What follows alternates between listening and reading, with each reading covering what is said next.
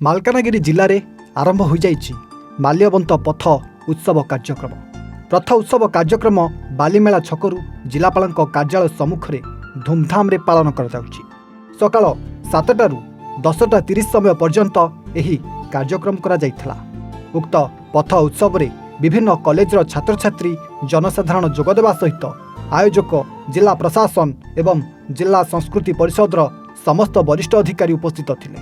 ସକାଳ ସମୟରେ ମାଲକାନଗିରି ସଦର ମୁଖ୍ୟ ରାସ୍ତା ଉପରେ ସୁନ୍ଦର ଝୋଟି, ନାଚ, ଗୀତ ଓ କଳା ସଂସ୍କୃତିର ଝଲକ ସହିତ ଯବାନମାନଙ୍କର ଶୋ କରାଯାଇଥିଲା।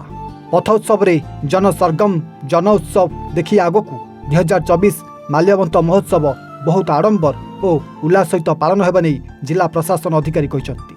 ମାଲ୍ୟବନ୍ତ ମହୋତ୍ସବ 2024 ପରିପ୍ରେକ୍ଷୀରେ ଆୟୋଜିତ ହୋଇଛି ମାଲ୍ୟବନ୍ତ ମହୋତ୍ସବର ପଥ ଉତ୍ସବ ଏବଂ ଏହି ପଥ ଉତ୍ସବରେ ଆମର ବିଭିନ୍ନ କାର୍ଯ୍ୟକ୍ରମ ଯାକ ହେଇଛି, ଯୋଉଟାକି ଷ୍ଟେଜ ମାଧ୍ୟମରେ ପରଫର୍ମାନ୍ସ କରୁଛନ୍ତି, ଯୋଉଟାକି ଆମ କଲେକ୍ଟରେଟ୍ ପାଖରେ ଗୋଟେ ଷ୍ଟେଜ ହେଇଛି ଏବଂ ଏଠି ବାଲିମେଳା ଛକରେ ଗୋଟେ ଷ୍ଟେଜ ହେଇଛି। ତା ମଝିରେ ଆମର ମାର୍ଶାଲ ଆର୍ଟ ପାଇଁ ପିଲାମାନେ ଷ୍ଟେଜ ତାଙ୍କର ବୁଲେଇଛନ୍ତି। ତା ସହିତ ଭଲିବଲ, ସ୍କେଟିଂ, ଜୁଟି ଏବଂ ବିଭିନ୍ନ କାର୍ଯ୍ୟକ୍ରମ ପଥ ମଧ୍ୟରେ ମଧ୍ୟ ଆସୁଛି। ବହୁତ ମଜା ନେଉଛନ୍ତି, ଲୋକମାନେ ମଧ୍ୟ ସାମିଲ ହେଇଛନ୍ତି। ଆଉ ଆପଣମାନଙ୍କ ଜରିଆରେ ମୁଁ ଆଶା କରୁଛି ଯେ ଆଗାମୀ ଦିନ ଗୁଡ଼ିକରେ ଆମର ଯୋଉ 13ରୁ 17 ପର୍ଯ୍ୟନ୍ତ ମେନ୍ ଅଛି ମାଲ୍ୟବନ୍ତ ମହୋତ୍ସବ, ସେଠି ସମସ୍ତେ ପାର୍ଟିସିପେଟ କରିବେ ଏବଂ ନିଜର ପିଲାମାନଙ୍କ ସହିତ ସମସ୍ତେ ଆସିବେ ଏବଂ ମଜା ନେବେ। ମାଲକାନଗିରିରୁ ବାଦଲ ବିଶ୍ୱାଳଙ୍କ ରିପୋର୍ଟ, ଏୱାନ୍ ଓଡ଼ିଶା।